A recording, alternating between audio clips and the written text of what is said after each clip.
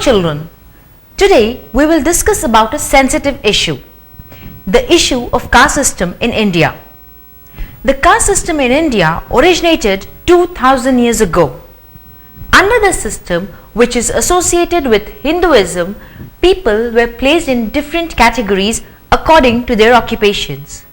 Although originally caste depended upon a person's work, it soon became hereditary.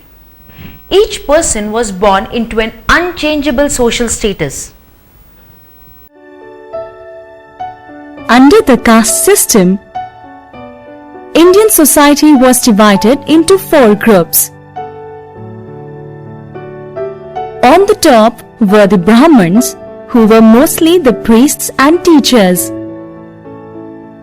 On the second place were the Kshatriyas, who were the rulers and warriors. They were followed by the Vaishyas, who were merchants and traders.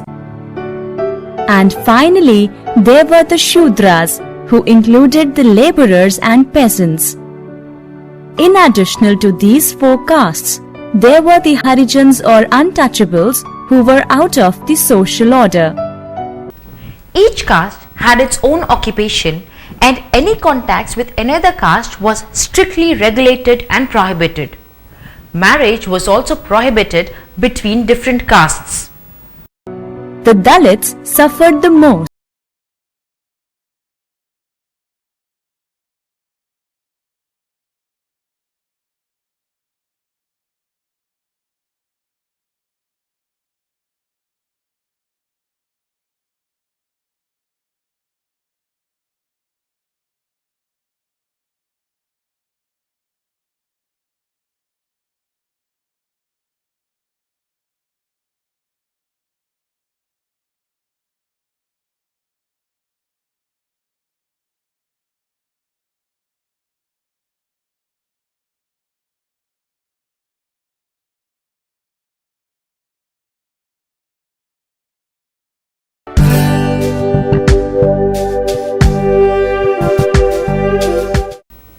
Children, in the previous chapters, we read about the beginnings of fight against the British rule.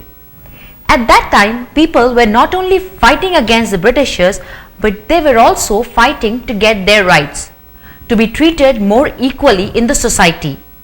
The Dalits, tribals, peasants and women wanted to get equal status in the society. In the 19th and 20th century, many social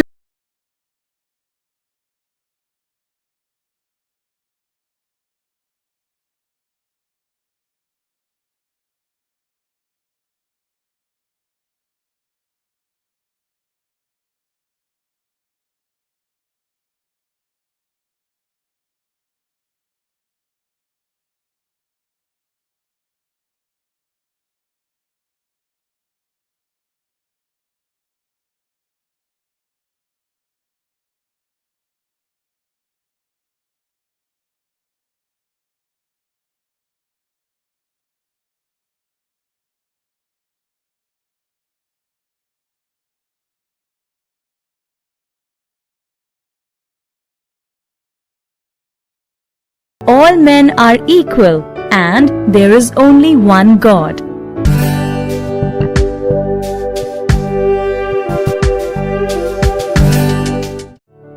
He was a prominent social reformer and thinker from Maharashtra during the 19th century. He is mostly remembered for his selfless service to educate women and lower caste people. Phule strongly advocated widow remarriage and even got a home built for housing upper caste widows during 1854. In order to set an example before the people, he opened his own house and let all make use of the well water without any discrimination.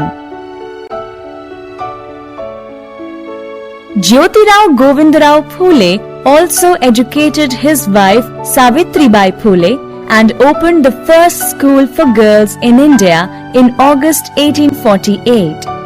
Savitribai Phule was the first headmistress of the first girls' school in Pune. Later, Jyotirao Phule also set up the Satya Shodhak Samaj, or the Society of Seekers of Truth. The real aim of this institute was to prevent exploitation of the low caste Shudras at the hands of the upper class Brahmins in the society.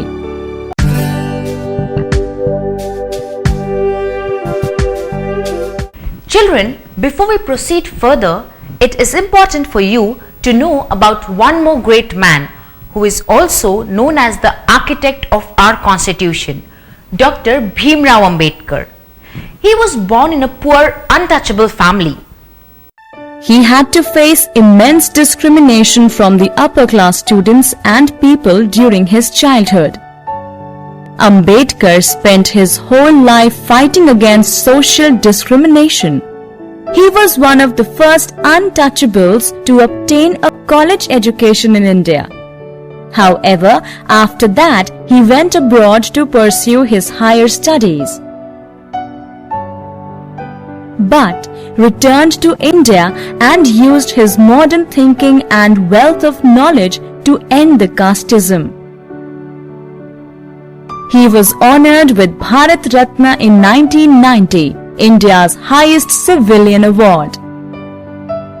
The day 14th April is celebrated all over the country as his birthday, and it is also declared as a public holiday. By the end of the Raj, traditional Indian society began to break down into westernized class system. A rising strong middle class with a heightened sense of Indian nationalism evolved out of the caste system, allowing men of low caste to rise to high ranks and positions of power previously close to them.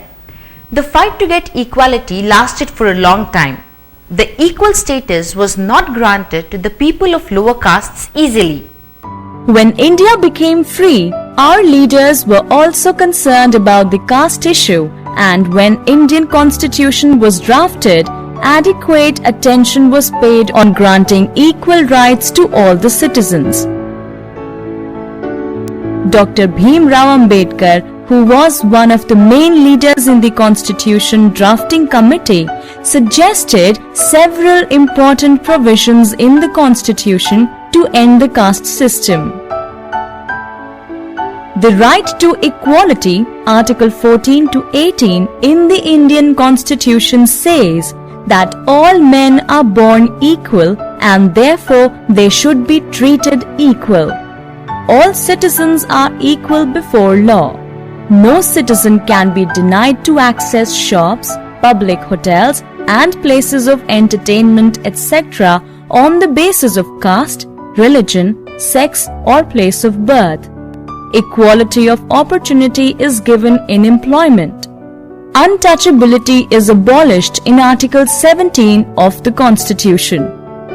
Our government has made many laws to safeguard the interests of weaker sections of the society. For example, reservation is given to the social and economical backward classes, the scheduled castes and scheduled tribes in employment, school and college admissions, etc. Untouchability is now a punishable offence. Children, although castes are now prohibited by law in India, they have not totally vanished in practice. The caste system still exists in most of the rural areas of India. In urban areas also, you see the strong influence of the caste system in the times of elections. Most of the people still cast their votes according to their religion and castes. It is wrong. The candidate should be chosen for his qualification and worthiness, not on the basis of his caste or religion. Dear children, we must not discriminate on the basis of caste or religion. All of us are humans and all of us are thus equal. God has given us the gift of life to all of us. Schools are one such place where children belonging to different castes come, sit together, play together and eat together. It is the place where we learn the importance of treating everyone alike.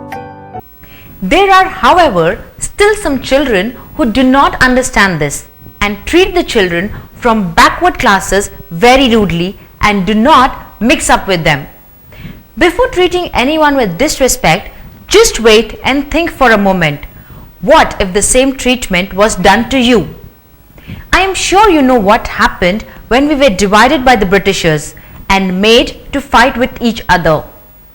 United we stand, divided we fall. So just remember one thing, all of you Indians, and above that, all of you are humans. So till we meet again with another interesting lesson, have a good day and happy learning.